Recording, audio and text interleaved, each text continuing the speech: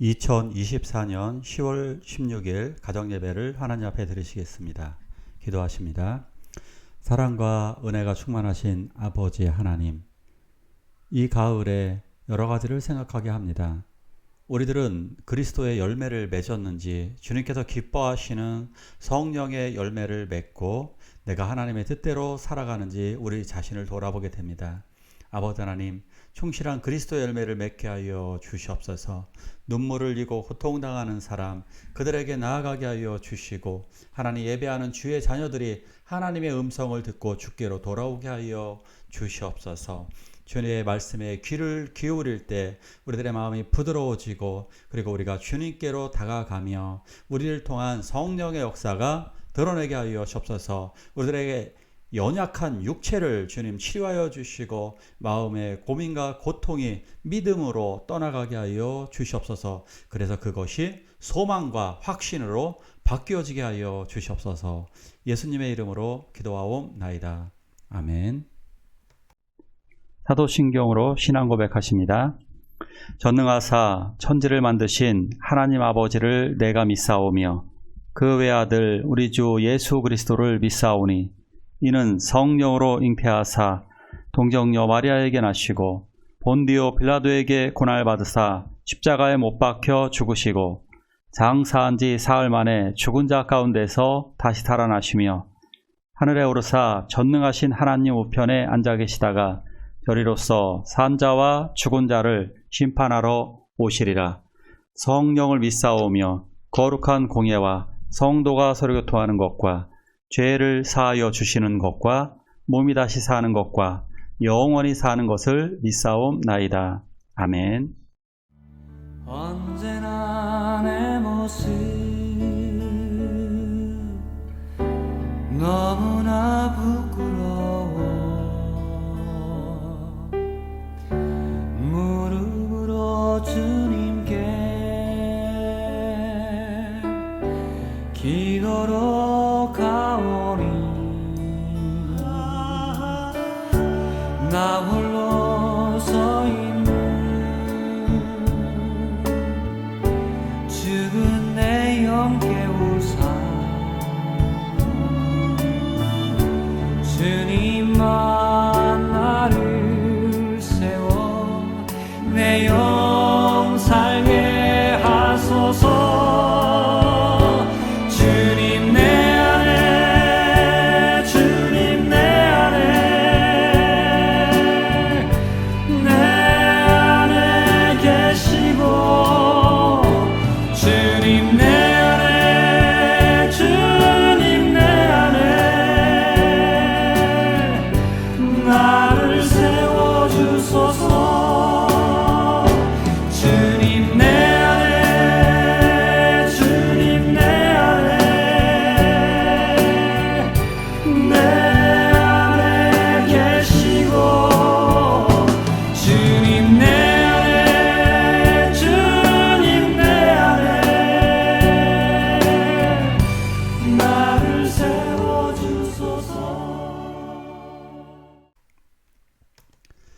우리는 그리스도의 나무입니다.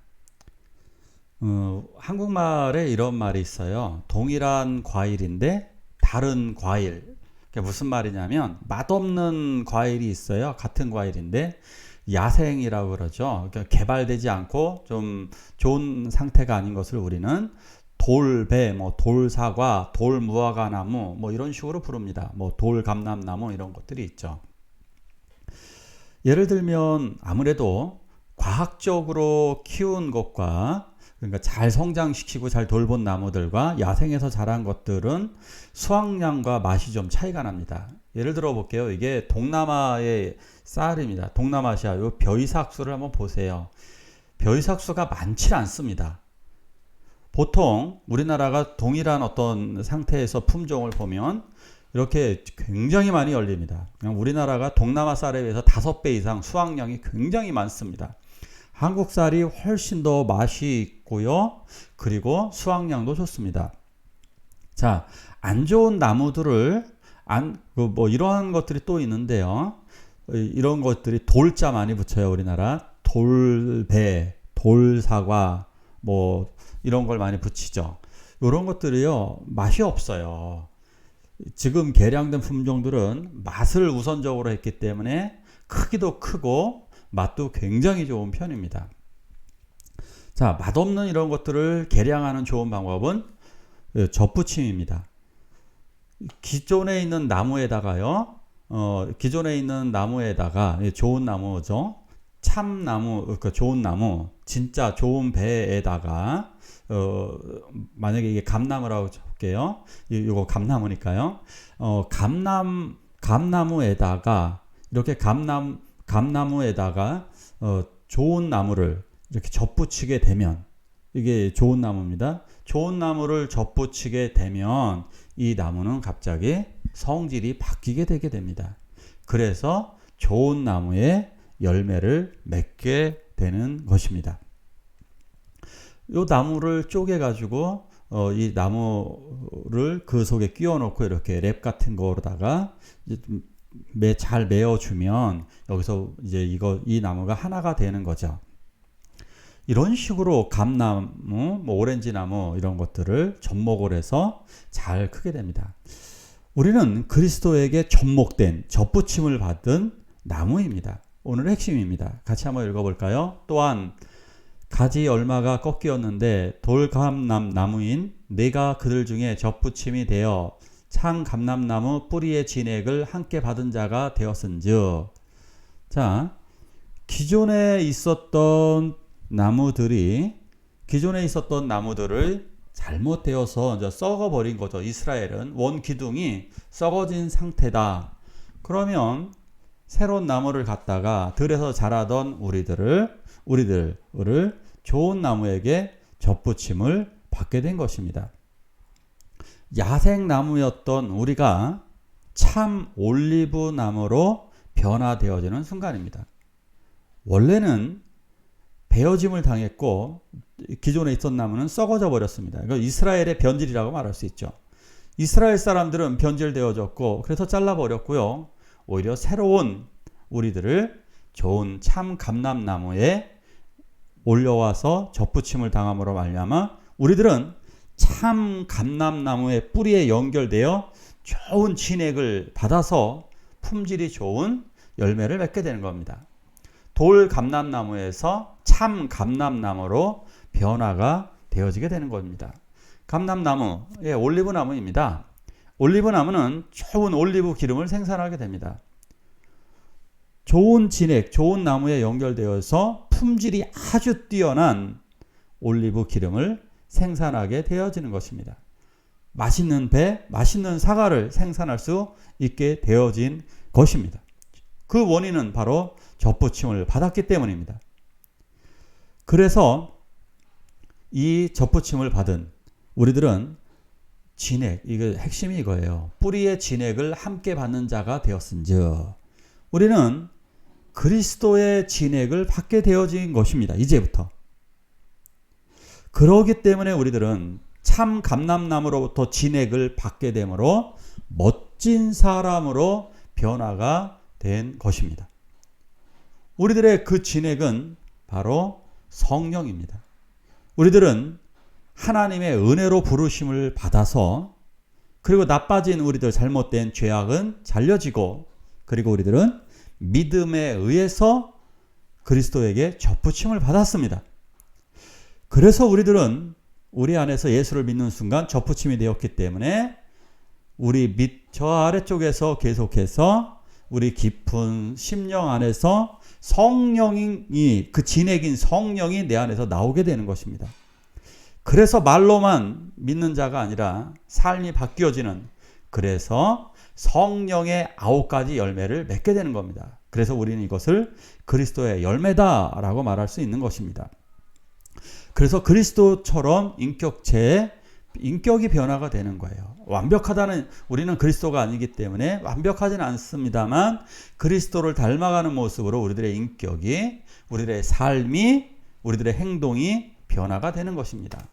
또 한번 읽어볼까요? 하나님의 은사와 부르심에는 후회하심이 없느니라. 그리스도에게 접붙임을 받은 우리에게 하나님이 하시는 말씀은 우리들을 이렇게 접붙여 주신 하나님은 우리들을 후회하지 않으신다는 겁니다. 이건 잘못했네 그러지 않으시는 거예요. 하나님의 은사와 부르심에는 후회하심이 없다는 겁니다.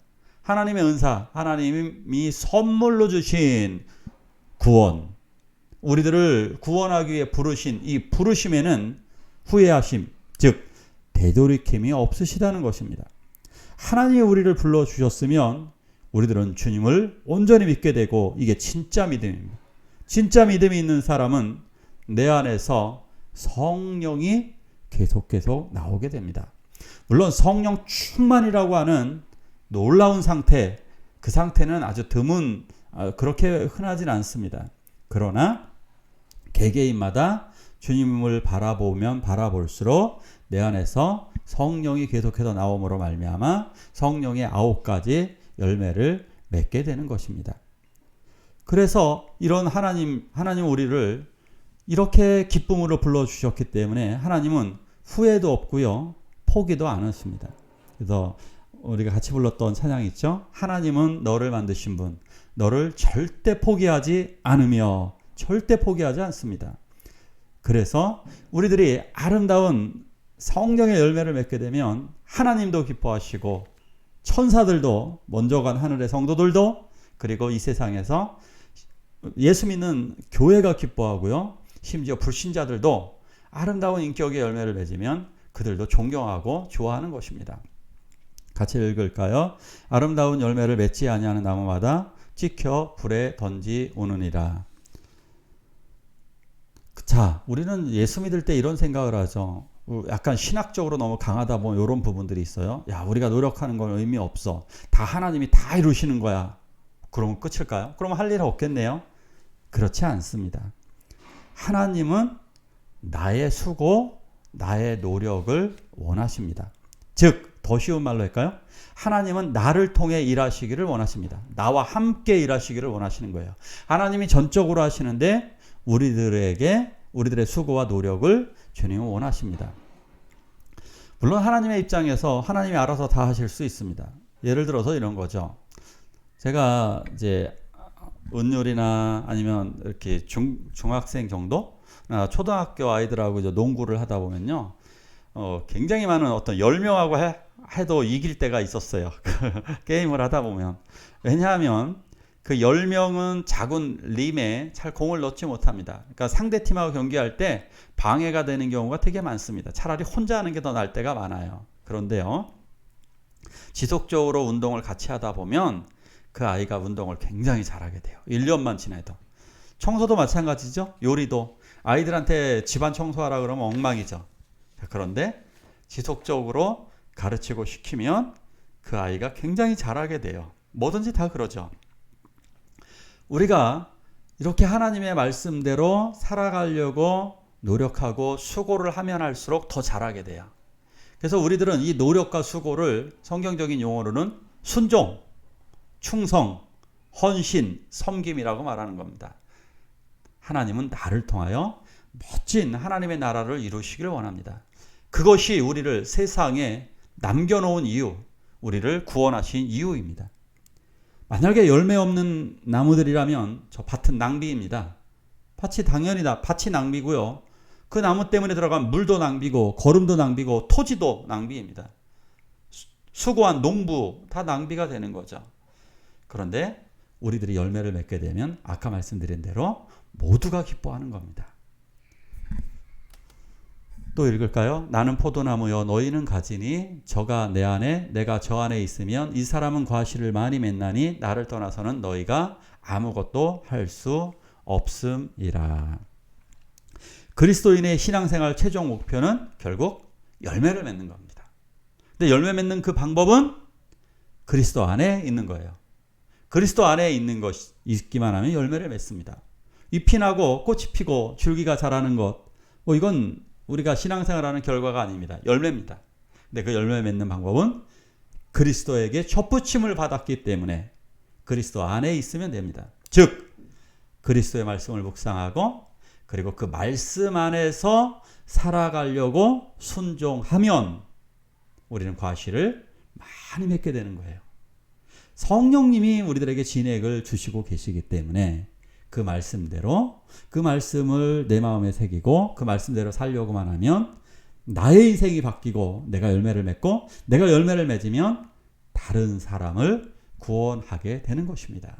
이것이 바로 하나님의 큰 기쁨입니다. 우리 함께 기도할까요? 참 믿음으로 우리가 그리스도의 나무가 되어 열매를 맺게 해달라고 주님만 기도하시겠습니다. 나를 세워 내 영 살게 하소서. 주님 내 안에 주님 내 안에